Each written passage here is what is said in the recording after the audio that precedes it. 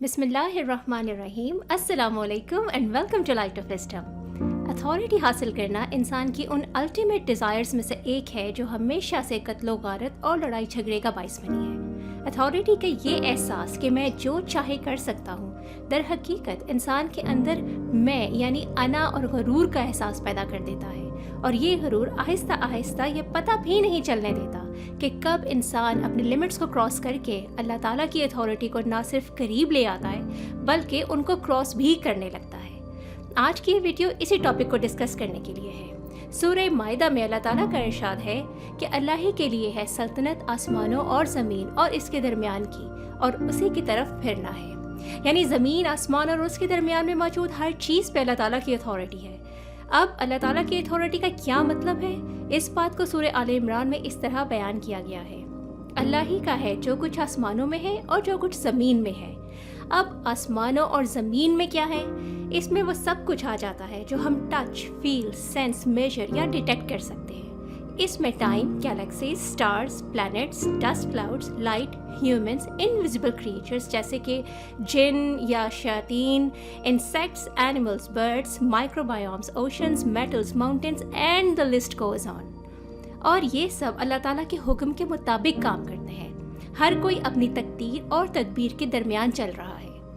دوسری طرف authorities of humans کا کیا مطلب ہوتا ہے؟ سب سے پہلے تو یہ کہ کسی بھی انسان کے پاس جو بھی اتھارٹی ہے وہ اللہ تعالیٰ کی ہی عطا ہے، اس کی اپنی ملکیت نہیں ہے۔ تو ویسے تو یہاں بات ہی ختم ہو جاتی ہے، مگر میں اس بات کو فردر ڈسکس کرنا چاہتی ہوں ایک حدیث کے مطابق۔ نبی کریم صلی اللہ علیہ وآلہ وسلم نے فرمایا، تم میں سے ہر ایک حاکم ہے اور ہر ایک سے اس کی رعیت کے بارے میں سوال ہوگا۔ بس امام حاکم ہے، اس سے سوال ہوگا، مرد اپنی بیوی بچوں کا حاکم ہے، اور اس سے سوال ہوگا، عورت اپنے شوہر کے مال کی حاکم ہے، اس سے سوال ہوگا، غلام اپنے سردار کے مال کا حاکم ہے، اس سے سوال ہوگا، تم میں سے ہر ایک حاکم ہے اور ہر ایک سے سوال ہوگا۔ اس حدیث میں آلموسٹ ہر انسان کے پاس اتھارٹی کسی نہ کسی صورت میں موجود ہے، اور ہم سب اسے اپنے اپنے ایکسپیرینس، نالج اور سرکمسٹانسز کے حساب سے استعمال کرتے ہیں، مگر اللہ تعالیٰ کے حکم کے مطابق استعمال کرتے ہیں یا پھر ڈیفرنٹلی، دیکھنا یہ ہے۔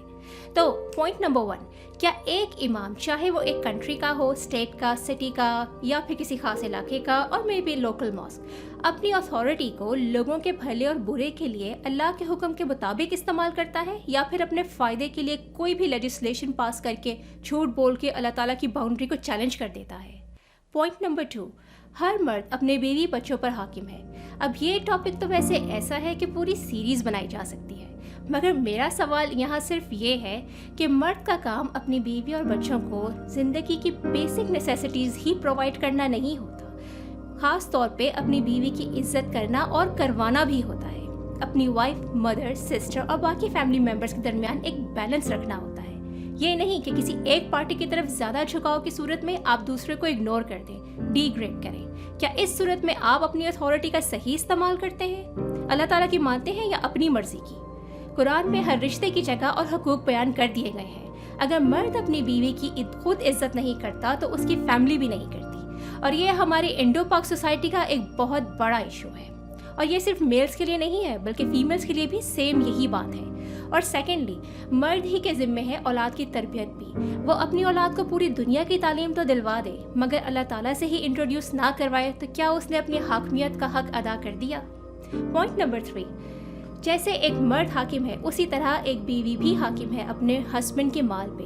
بیوی کا فرض ہے کہ وہ اس سے راضی رہے جو بھی اللہ تعالیٰ اس کے ہسبینڈ کو حلال رزق کی صورت میں عطا کرے، ہر روز نئی نئی فرمائشیں کر کے اپنے اور اپنے ہسبینڈ کی زندگی کو حرام نہ کر دے، اور یہ بھی کہ عورت اس کے مال کو کسی غلط جگہ اور بے جا استعمال نہ کرے، کیونکہ یہ امانت ہے اس کے پاس۔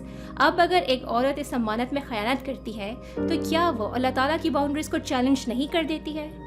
پوائنٹ نمبر 4، آج کل ویسے تو غلاموں کا ایرا نہیں ہے، اٹس اوور، مگر ہم اپنی جاب پر اپنی رپورٹنگ اتھارٹیز کے لیے ایک غلام ہی ہوتے ہیں، بس ذرا لیٹسٹ اسٹائل کے۔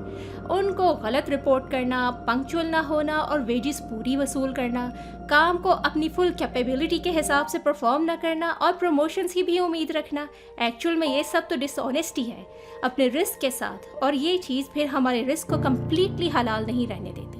اس طرح ہم ونس اگین اللہ تعالیٰ کی باؤنڈری سے قریب چلے جاتے ہیں، now back to the point, जब अल्लाह ताला की ही मलकियत है जो कुछ आसमानों और ज़मीन में है, और हमारे पास भी उससे ज़्यादा अथॉरिटी नहीं है जितनी कि अल्लाह ने हमें दी है, तो फिर हम क्यों अपने आप को ज़रा सी पावरफुल सीट या डेजिग्नेशन मिलने के बाद बहुत कुछ समझना शुरू हो जाते हैं, जिसके साथ जैसा चाहे सलूक कर जाते हैं? हमें एहसास भी नहीं होता कि हमने किसी का दिल दुखा दिया है, मजाक उड़ाया है, या कि ऐसी बात कह दी है कि जिसकी कोई हकीकत ही नहीं। क्या हमें नमरूद और फ़िरौन का हाल भूल जाता है, जिन्होंने अपनी अथॉरिटीज़ का गलत इस्तेमाल किया और फिर वो गुमराहों में शुमार हुए? क्या हम ये गुमान कर लेते हैं कि ये पावर हमारे पास हमेशा रहने वाली है और हम इसे जैसे चाहे यूज़ करें? हरगिज़ नहीं। सूरह अल-क़यामा की ये आयत याद रखें, उस दिन तेरे रब ही की तरफ जाकर ठहरना है। उस दिन आदमी को उसका सब अगला पिछला जता दिया जाएगा। अल्लाह से डरें और अपनी अथॉरिटीज़ को अल्लाह ताला की देन समझकर आजिज़ी से इस्तेमाल करें। उम्मीद है आपको आज की ये बात पसंद आई होगी। जज़ाकुमुल्लाहु खैरा।